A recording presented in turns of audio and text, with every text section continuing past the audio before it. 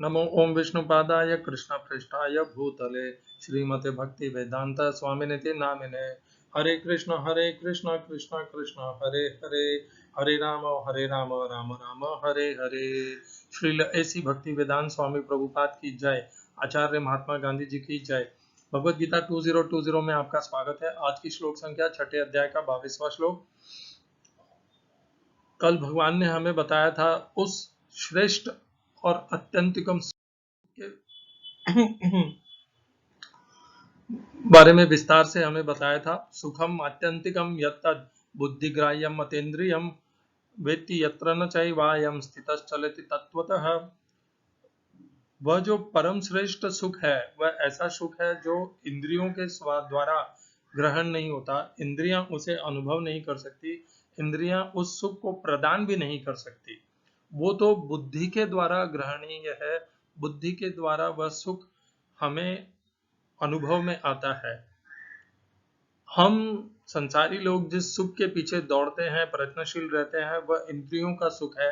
वह आने और जाने वाला है। आगमा अपायिनो नित्या अनित्याः, यह उसके लक्षण है। आने और जाने वाला है। यह बुद्धि के द्वारा जो ग्रहण होता है, यह परम श्रेष्ठ सुख, ये एक बार प्राप्त होने के बाद जब योगी उसमें स्थित हो जाता है तो फिर वो वहां से हटता नहीं। उस सुख से और परम तत्व से फिर वह कभी नहीं हटता। स्थितश्चलति तत्वतः।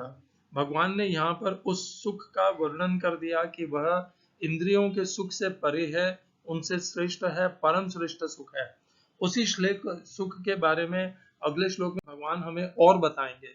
आज की श्लोक संख्या 6 अध्याय का 22वां श्लोक। यम लब्ध्वा चापरम लाभम मन्यते नादिकम ततः यस्मिन् स्थितो न दुःखेन गुरुणापि विचाल्यते। हिंदी अनुवाद गीता यथारूप श्रील प्रभुपाद। उस आनंदमयी स्थिति में वह दिव्य इंद्रियों द्वारा असीम दिव्य सुख में स्थित रहता है। इस प्रकार स्थापित मनुष्य कभी सत्य से विपद नहीं होता और इस सुख की प्राप्ति हो जाने पर वह इससे बड़ा कोई दूसरा लाभ नहीं मानता। English translation Gita as it is Swami Prabhupada. Upon gaining this, he thinks there is no greater gain. Being situated in such a position, one is never shaken, even in the midst of great difficulty. इस श्लोक में प्रयोग किए गए संस्कृत शब्दों के अर्थ है यम, जिसको लब्ध्वा प्राप्त करके, च तथा अपरम अन्य कोई, लाभम लाभ, मन्यते नहीं मानता है, न कभी नहीं, अधिकम ज्यादा अधिक, ततः उससे, दूसरी पंक्ति, यस्मिन उसमें, स्थितः स्थित होकर, न कभी नहीं, दुखे न दुख से, दुखों से, गुरुण अपि गुरुणा अपि अत्यंत कठिन होने पर भी, विचाल्यते विचलित नहीं होता, चलायमान नहीं होता। इस श्लोक का तात्पर्य भगवद गीता यथारूप से श्रील प्रभुपाद द्वारा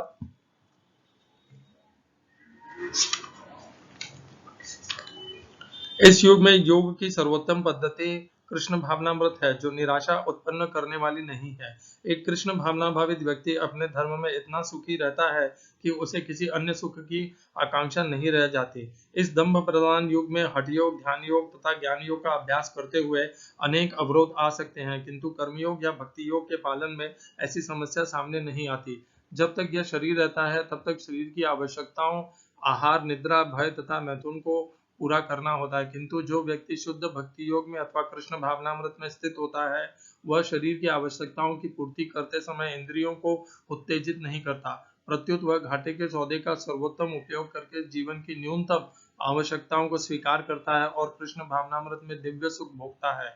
वह दुर्घटनाओं, रोगों, अभावों, यहाँ तक कि अपने प्रियजनों की मृत्यु जैसी आपातकालीन घटनाओं के प्रति भी निरपेक्ष रहता है, किंतु कृष्ण भावनामृत या भक्ति योग संबंधी अपने कर्मों को पूरा करने में वह सदैव सचेष्ट रहता है। दुर्घटनाएं उसे कर्तव्य पथ से विचलित नहीं कर पाती, जैसा कि भगवद गीता 2 अध्याय के 14वें श्लोक में कहा गया है। आगमा अपायिनो अनित्याः तान् तितिक्षस्व भारत। वह इन प्रासंगिक घटनाओं को सहता है क्योंकि वह यह भली भांति जानता है कि ये घटनाएं ऐसे ही आती जाती रहती हैं और इनसे उसके कर्तव्य पर कोई प्रभाव नहीं पड़ता। इस प्रकार वह योगाभ्यास में परम सिद्धि प्राप्त करता है। ओम अज्ञानतिमिरन्धस्य ज्ञानाञ्जनशलाकया चक्षुरुन्मीलितं येन तस्मै श्री गुरुवे नमः। एकम शास्त्रम देवकी पुत्र गीतम, एक ही शास्त्र श्रीमद् भगवद गीता। एको देवो देवकी पुत्र एव, एक ही भगवान श्री कृष्ण। एको मंत्र तस्य नामानि यानि, एक ही मंत्र भगवान श्री कृष्ण के नाम का महामंत्र। हरे कृष्ण कृष्ण कृष्ण हरे हरे, हरे राम राम राम हरे हरे। कर्मापेकम तस्य देवस्य सेवा, अपने कर्मों के द्वारा नित्य भगवान श्री कृष्ण की सेवा। हरे कृष्णा। यम लब्ध्वा, जिसे प्राप्त करके, च अपरम, अन्य किसी लाभ को नहीं मानता, न अधिकम, न अधिकम, अधिक नहीं मानता, ततः उससे, यस्मिन उसमें स्थित होकर के, अनेकों दुख जो भयंकर होते हैं, गुरुण अत्यंत कठिन होने पर भी, गुरुण अत्यंत कठिन और भयंकर होने के पश्चात भी वह उनसे विचलित नहीं होता।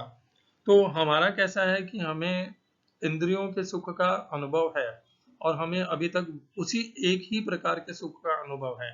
और इंद्रियों का सुख कैसा होता है कि आज हमने एक सुख अनुभव किया तो वह सदैव हमारे पास वैसे ही उसी प्रकार से टिकता नहीं है।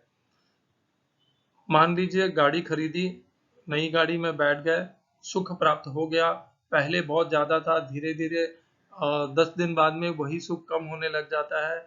नए नई कामना की उत्पत्ति होती है मन में, और ये जो सुख प्राप्त हुआ है इसकी हमारे जीवन में महत्व इसका कम हो जाता है, और जो नई कामना उत्पन्न हुई है वह हमारे जीवन में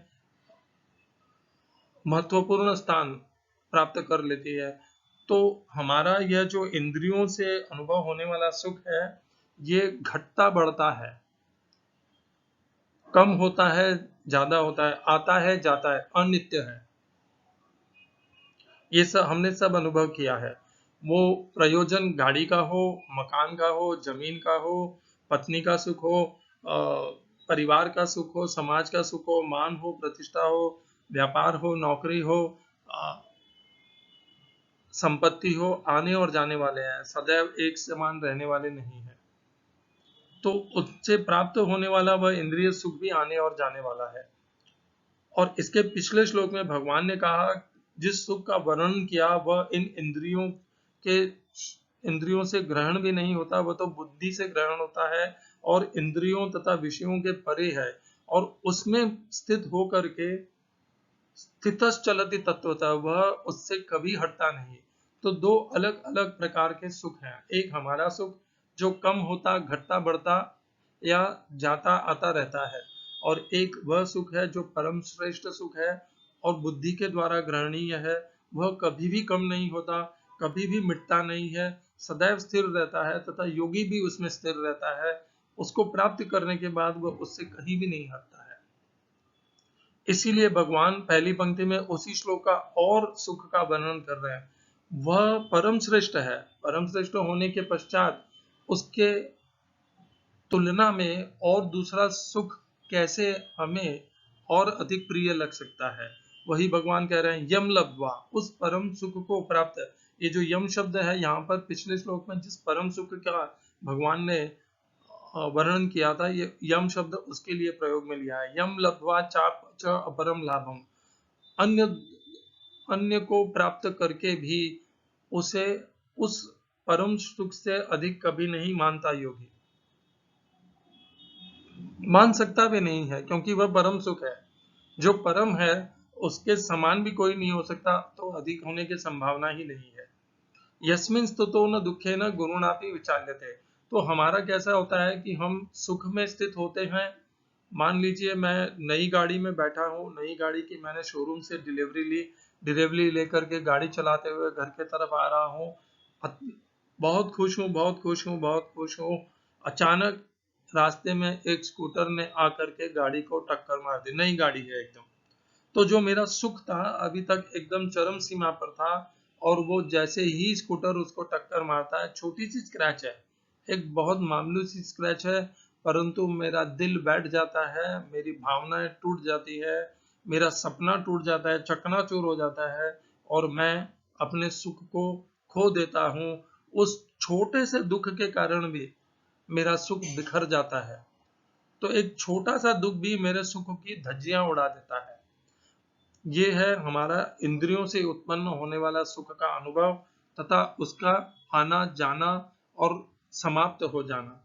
परंतु जिस परम श्रेष्ठ सुख की भगवान ने पिछले श्लोक में चर्चा की, उस योगी के जीवन में भयंकर घटनाएं भी आ जाए, दुख भी आ जाए, दुख के कारण भी आ जाए, तो भी वह उस सुख से कभी विचलित नहीं होता, क्योंकि जो सुख और दुख है वह सुख तो उसके परे है। ये जो इंद्रियों से अनुभव होने वाले सुख और दुख है, वह परम श्रेष्ठ सुख इनसे परे है, इनसे बहुत श्रेष्ठ है और अमृत के समान है। उसका एक कण भी प्राप्त होने के पश्चात यह सांसारिक सुख और दुख दोनों ही निम्न कोटि के लगते हैं, व्यर्थ लगते हैं, और इनमें हमें कभी भी कोई भी आसक्ति फिर नहीं होती है। तो जब तक हम सांसारिक सुख के प्रति लालायित रहेंगे, आसक्त रहेंगे, तब तक सांसारिक दुख भी हम पर प्रभाव करेगा। परंतु जैसे ही हम परम श्रेष्ठ सुख जो इंद्रियों के सुख के परे है उस और बुद्धि के द्वारा ग्राह्य है, उस सुख को प्राप्त कर लेंगे, तो सांसारिक सुख दुख भी हम पर प्रभाव नहीं अपना जमा पाएगा, क्योंकि हम सांसारिक सुख और दुख के तो परे हो गए। हरे कृष्णा। तो उस परम सुख में ये सांसारिक दुख हमें विचलित नहीं कर पाते। यस्मिन् स्थितो न दुखे न गुरुणापि विचाल्यते। हम जीवन भर जब भी भगवान के पास जाते हैं, दुख से छुटकारा मिल जाए या प्रार्थना करते हैं। ये मेरा व्यक्तिगत अनुभव है। हम जिसे दुख समझते हैं वो वास्तव में दुख है ही नहीं। भगवान ने इसके लिए एक श्लोक भी कहा है गीता में। मैं वो श्लोक आपको बताता हूं यहाँ पे। हरे कृष्णा। 13वें अध्याय का 9वां श्लोक है। इंद्रियार्थेषु वैराग्यम अनहंकार एव च जन्म मृत्यु जरा व्याधि दुख दोषानुदर्शनम। तो जब हमारे जीवन में दुख आते हैं तो वो दुख देने में कोई ना कोई माध्यम बनते हैं, और वो माध्यम या तो मनुष्य होगा, वो वैरी होगा, शत्रु होगा, जो भी होगा, माध्यम कोई ना कोई तो बनेगा ही। जैसे जीसस क्राइस्ट के जीवन में उनके जो षड्यंत्रकारी थे वही उनको दुख देने वाले बने, वही उनके मृत्यु के कारण बने, जिसे क्रिश्चियन क्रूसिफिकेशन कहते हैं, वह भी उन्होंने ही करवाया। परंतु जीसस क्राइस्ट ने भगवान से प्रार्थना की कि हे प्रभु, इन्हें क्षमा कर दीजिए, इन्हें नहीं पता ये क्या कर रहे हैं। तो जब भी आपके जीवन में दुख आए, दुख देने वाला आपका पारिवारिक सदस्य हो, बाहर का सदस्य हो, सामाजिक हो, मित्र हो या शत्रु हो, इस बात को सदैव स्मरण रखिएगा कि जो दुख दे रहा है वह एक माध्यम है। यह दुख आपके जीवन में प्रकृति के द्वारा, नियति के द्वारा आना अवश्यंभावी था। जो मनुष्य सुख मित्र हो या वैरी हो, परिवार का सदस्य हो या बाहरी हो, यदि वह निमित्त बन रहा है दुख देने के लिए, तो आप उसे क्षमा कर दीजिए, क्योंकि ये दुख तो अगर वह नहीं देता तो कोई और देता, वह दुख तो आपके जीवन में आना ही था। तो योगी वही है जो इस प्रकार के इंद्रिया अर्थेषु वैराग्यम, इंद्रियों के विषयों से जो सुख दुख प्राप्त होते हैं उनके प्रति वह वैराग्य ले लेता है, सुख भी हो या दुख भी हो। अनहंकार एवच जन्म मृत्यु जरा व्याधि। इस श्लोक को जन्म मृत्यु जरा व्याधि, तो जरा यानी बुढ़ापा और व्याधि यानी बीमारी, ऐसा लोग समझते हैं, परंतु बीमारी अनेकों प्रकार की होती है, और साथ में जन्म मृत्यु जरा व्याधि दुख दोषानुदर्शनम, और दुख भी 5 हैं इसमें तत्व।